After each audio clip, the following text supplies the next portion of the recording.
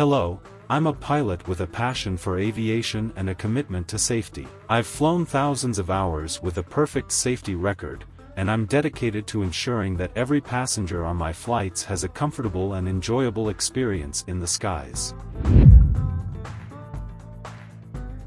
As a pilot, I have not personally witnessed a UFO while flying a plane. However, I do know that pilots are trained to report any unusual sightings or incidents that occur during their flights. If a pilot were to see something unidentified in the sky, they would report it to air traffic control and the appropriate authorities would investigate.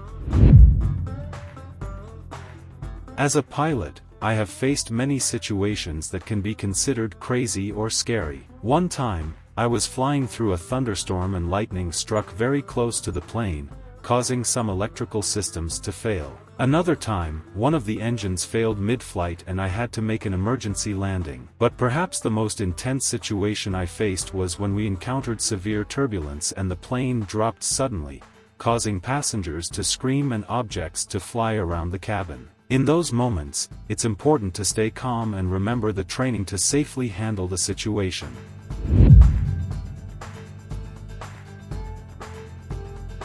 Well, I used to think the world was pretty big until I started flying. Now I realize it's just a tiny blue marble floating in a vast and empty void. And let me tell you, seeing the world from 30,000 feet up can really mess with your sense of scale. Sometimes I look down and think, wow, those tiny little cars look like ants. Flying has given me a new appreciation for just how fragile and precious our little planet really is.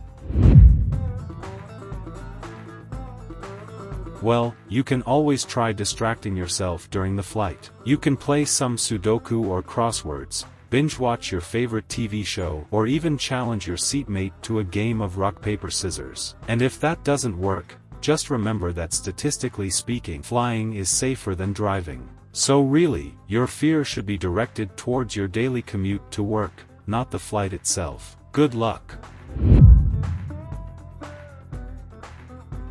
Yes, some long-haul flights have a designated crew rest area where pilots and other crew members can take a nap to ensure they stay alert and focused during the flight. The crew rest area usually contains bunk beds and other amenities to make it more comfortable for the crew members. However, pilots typically take turns sleeping so that at least one pilot is always in the cockpit.